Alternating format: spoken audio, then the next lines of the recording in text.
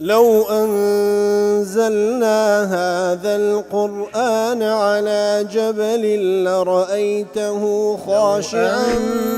أنزلنا هذا القرآن على جبل لرأيته خاشعا أنزلنا هذا القرآن على جبل لرأيته خاشعا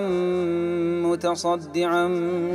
من خشية وتلك الأمثال نضربها للناس لعلهم يتفكرون.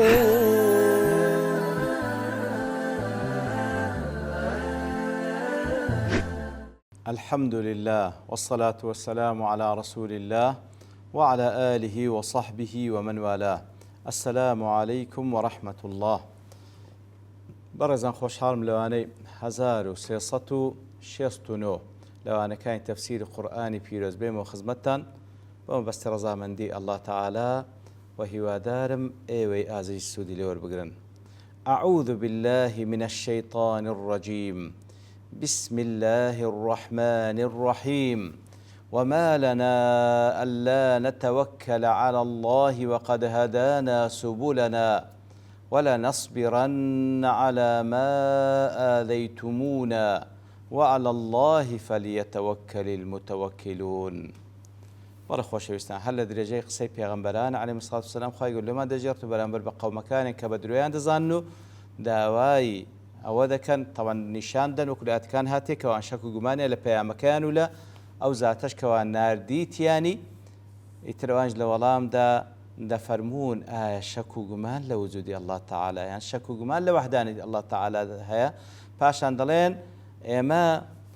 دەزانین ئەنگۆ هیچ مەبەستێکتان نییە تەنها و تەنها ئەوە نەبیکەوە ئێمە لە دینی باپیرانمان لابدەندەی بەڵگە و موعجیزەمان نیشان بدەن مالعلم پێغەمبەران بە بەڵگە و موعجزە هاتینە. ئیتر ئەوانیش دەڵێن کاتێک کە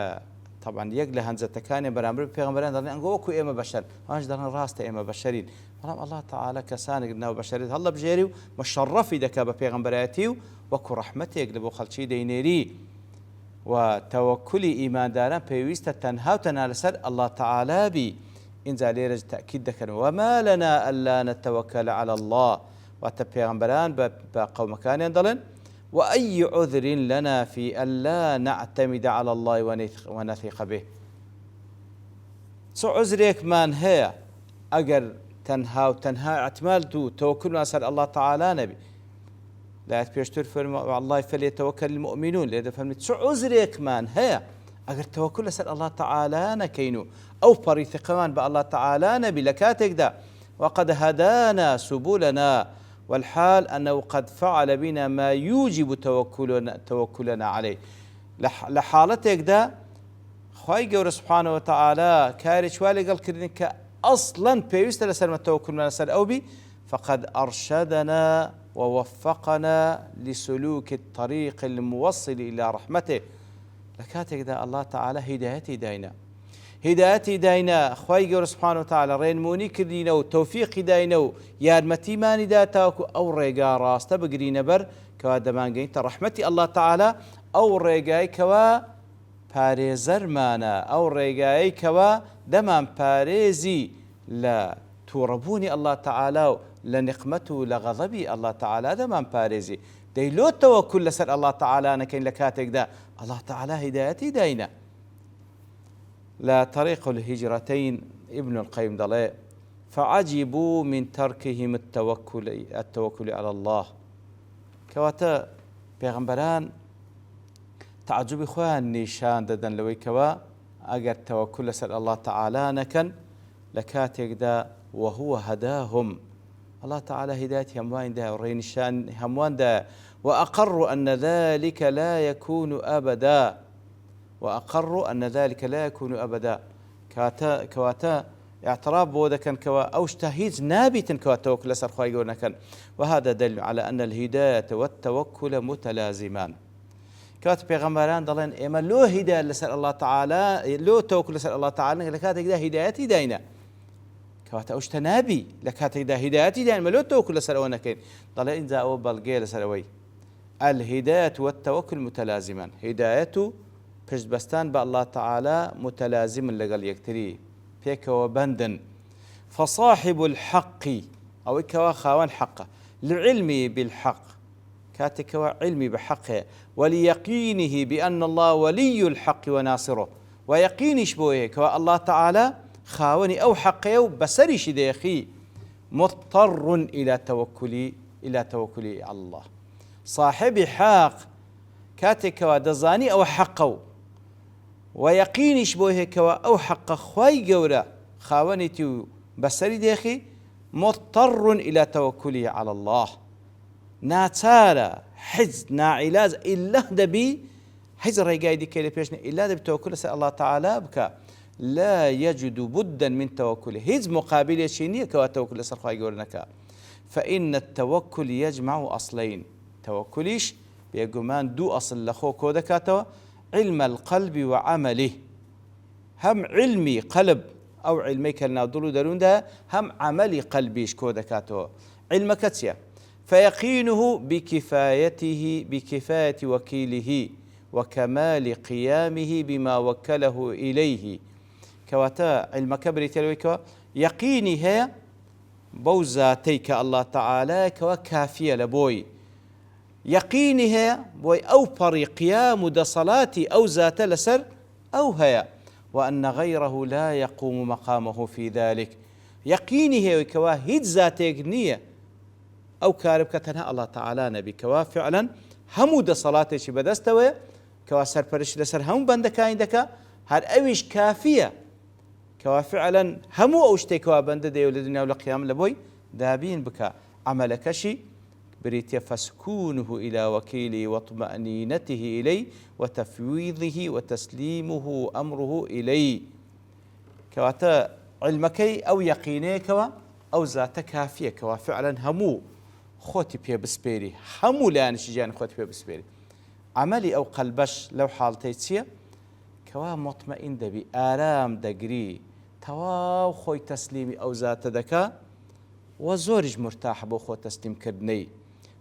تواو يقيني بوي هيكوا ضايع نابي وأن غيره لا يقوم مقامه في ذلك غير الله تعالى هيج كسيقني بتواني أو كارا لبو أنزام بداو أو دا صلاته بي كوا خوي تسليمي بكا ورضاه بتصرفه له فوق رضاه بتصرفه هو لنفسه إتر أو دلا عملي أو قلب بريتيل ويكوا أو بري رازية كخوي تسليمي خواي يورك كده أو بري رازية بوي كخواي يورك بتشي ويك بريوي دبا زور لو باشتر بوي كوا بتصرفي خوي درباري خوي رازي بي كواتا إنسان مسلمان كاتي كوا يقيني بوي هي كوا أو ذات شاني أو هي كوا خود تسليم كي أو علمه عمل قلبي كجدو حالته وهي كوا أو بري رازية بو خود تسليم كدني خواي جورا سبحانه وتعالى بو بجد بستاني بخواي جورا وزور رازية بوي كخواي جورا بس شيويك بريوي ببا لوي زياتر كوا بخوي خوي بريو ببا نا بخوي خوي بريو نابات كو بخوي براستي هر يقل ايما قر خواي جورا وازما لبيني براستي برو فوتان دروين لبردست الشياطين إنس وجن سرقردان دبين بلام كاتك خود تسليمي الله تعالى ذكي خواي جورا سبحانه وتعالى بوش شوي بري والدبا كوا فعلا خير دنيا وقيامتي تويل فعلا خير دنيا وقيامتي توي تدابي كوا تعمل قلبك بريتال وي كوا رازي دبي بتصرفي خواي جورا خوي تسليم كدي رازي الشيخ خواي جورا تسيب سربيني رازي تكون او باشترين لبوي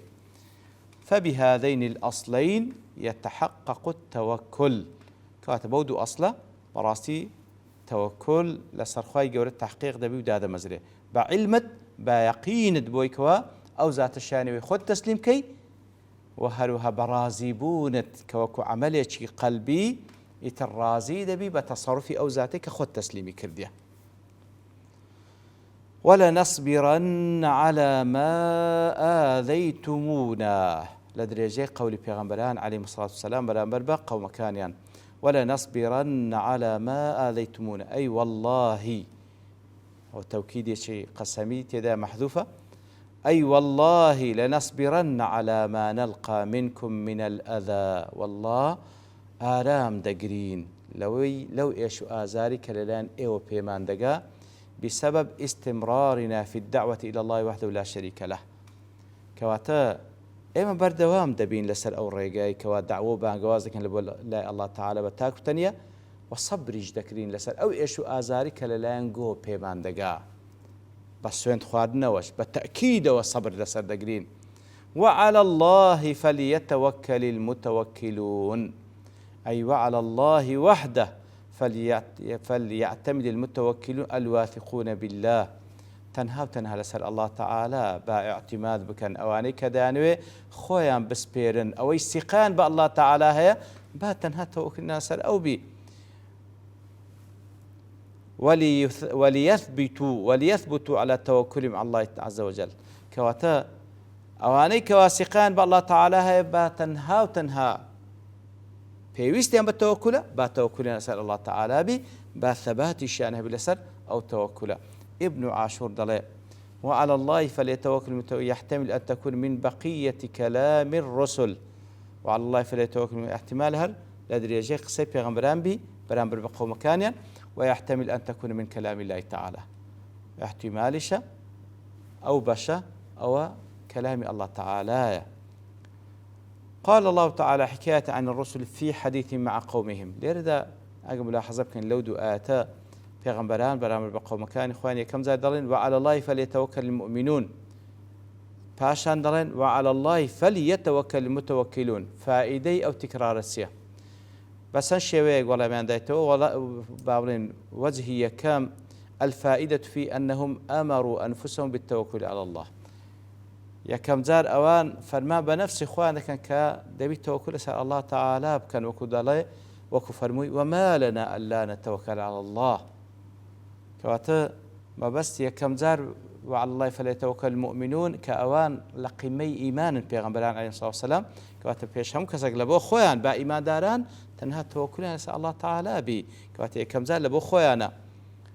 ثم لما فرغوا من أنفسهم فاشان كوال لخويان تودبن أمروا أتباعهم بذلك أو زار فرمان بشوين كوتواني عندك كوا أوانيش وعلى الله فليتوكل المتوكلون بأوانيش تنها توكليا لسأل الله تعالى بي وذلك يدل على أن الآمر بالخير لا يؤثر قوله إلا إذا أتى بذلك الخير أولا كواتاويك وفرمان بس هكذا كم زار بخوي بابيك بأنزام إذا أوزا بفرمان بخلشيش بك كواتا كم زار ما بس تيان خويانا أوزا دواش فرمان بشوان كوتواني شيان دكن أو والله ميكم والله مدوام أن الأول ذكر لاستحداث التوكل عندك لو والله مش كزان عندلين إجاري يكم بس هو استحداث التوكل واتا دي توكل تنها دس بيبكر الله تعالى والثاني للسعي في إبقاء وإدامته أو دوام حول بدا بردوام بلسر أو توكله يكم دس بيتشي توكله دوام بردوام بونا لسر أو توكلي وقال الذين كفروا لرسلهم لنخرجنكم من أرضنا أو لتعودن في ملتنا أو ذا ديسان كافر كان بقوا ببيغمبران ينضلن يان لا خاك ولات خمان درتان دكين يان بقرينو سديني إيمة فأوحى إليهم ربهم لنهلكن الظالمين الله تعالى وحي له بيغمبران عليه الصلاة والسلام كواظالمان لنا ودبين ديار مناسبة وآتي لقالوا بيشتركوا السعديد الله لما ذكر دعوة الرسل لقومهم ودوامهم على ذلك كاتك ولا كان بيشتور خوي قرباسي دعوة بانقواس بيغمبران يان كل القوم كانيان وبردوام بونيان لسري وعدم مللهم وأوان بهيش شويك بيزار نابن لبردوام بون لو دعوي ذكر منتهى ما وصلت بهم الحال مع قومهم يتلير ذا باز دويك عاقبة جيش نتشيلق قوم كانيان عاقبة جيشنا وحديك وهرشان لذا كان رازيد عليه لما حكى الله تعالى عن الأنبياء عليهم السلام كوالات كان بيشتر خي قرباس لبيغمبران كر عليه الصلاة والسلام أنهم اكتفوا في دفع شرور أعدائهم بالتوكل عليه والاعتماد على حفظ وحيطته كواتا لا كان بيشتر خي قرباس لوكر كوا بيغمبران عليه الصلاة والسلام لبرانبر شر أمة كانيان لبرانبر شر خرافي كافركاني قوم كاني خوان بس ولا ميان داو بتوكل لسر الله تعالى حكى عن الكفار أنهم بالغوا في السفاهة أو اللي ردا باز لكافر كان ذكا أو طريقة مجيان نوان برامبر ببيغمبرانيان كاتي كوادين هرشان لێ دەکەن بەو شێوەی کەوایان لە خاک وڵات خۆمان دەرتان دەکەین یان دە بگەڕێنەوە سەر ئەو دینەی ئێمە کەوا دینی باپیرانمانە. دیارە ئەو ئاەتە شتی تری زیاتر تێداما باس بکەین بەڵام لەبەر تەوابوونی کات دەوەستین بە پشتوانی الله تعالى لەوانەی داهاتوو دینەوە خزمەتی. وصلى الله وسلم على نبينا محمد وعلى آله وصحبه أجمعين وآخر دعوانا الحمد لله رب العالمين. لو أنزلنا هذا القرآن على جبل لرأيته خاشعا أنزلنا هذا القرآن على جبل لرأيته خاشعا أنزلنا هذا القرآن على جبل لرأيته خاشعا متصدعا من خشية وتلك الأمثال نضربها للناس لعلهم يتفكرون.